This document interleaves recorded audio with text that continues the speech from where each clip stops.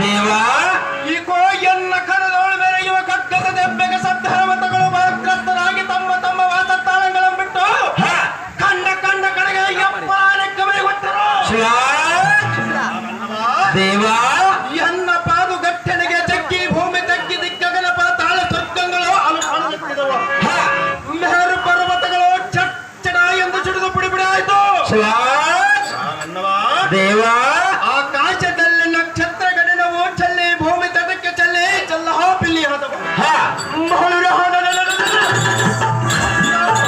ಮುಂಭಾಗದಲ್ಲಿ ನಿಂತು ಮಾತನಾಡಿಸುವ ನೀರುದಾರರೇ, ನಾವುದಾರಂದ್ರೆ ಆಡಬೇಕು ಆಟ, ನೋಡಬೇಕು ನೋಟ, ಗುರುಗಳಲ್ಲಿ ಕಲಿಯಬೇಕು ಪಾಠ ಅಂತ ಪಾಠಶಾಲೆಯಲ್ಲಿ ಕಲಿತು ಬಂದು ತಮ್ಮನ್ನು ಮಾತನಾಡಿಸಿದ ಸುಂದರ ಸಾರದಿಂದ ಕರೆಯುತ್ತಾರ ದೇವ. ಕಂಡವರ ವೇಗ ತಮ್ಮ ನಾಮಾಂಕಿತವ. ಎಲ್ಲ ಈ ಸಾರಥಿ ನಮ್ಮ ನಾಮಾಂಕಿತವೇನೆಂದು ಕೇಳಿದೆಯಾ? ಹೌದು ದೇವ. ಭಾಪುರೆ ಜಗ ಜಗಿ ಪಕೀರು ಠೋಣ್ಮಣಿ ವಿರಾಜ ಸುತ್ವ ಪ್ರವಾಸಕ್ಕೆ ಸೂರ್ಯನ ರಶ್ಮಿಯು ಹಿಮ್ಮಡಿ ಆಯಿತು. ಚೆನ್ನದಂತೆ ಗರ್ಜಿಸಿದರೆ ಮುರ್ಜಗವು ಹಲ್ಲಾಡಿದವು, ಸಬು ಜನವು ಸಮೂಹ ಫಲಾದಿಗಳನ್ನು ಧರಿಸಿದರು.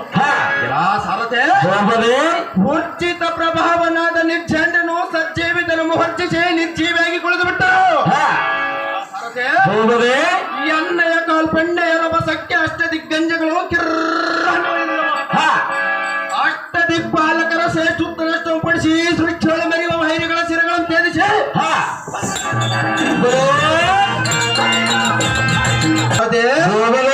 ಅವರ ಪಕ್ಕೆಲವುಗಳ ಮಗಕ್ಕನೆ ಮರೆದು ಕಿತ್ತೆ ಈಡಾಡೆ ಶಾಕಿಣಿಗಳಿಗೆ ಹುಡಬಡಿಸ ಸರ್ವರಾಜದೋಳ ಮಿಗಿಲಿಸ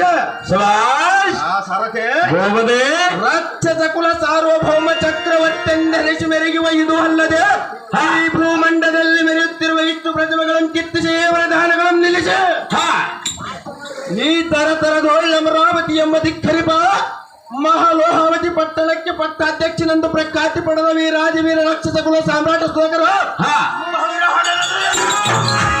ಶಕ್ತೀಶ್ವರ ಮಹಾರಾಜ್ಯನೆಂದು ಜಯಧ್ವನಿಯನ್ನು ಮಾಡಿಸುತ್ತಾರೆ.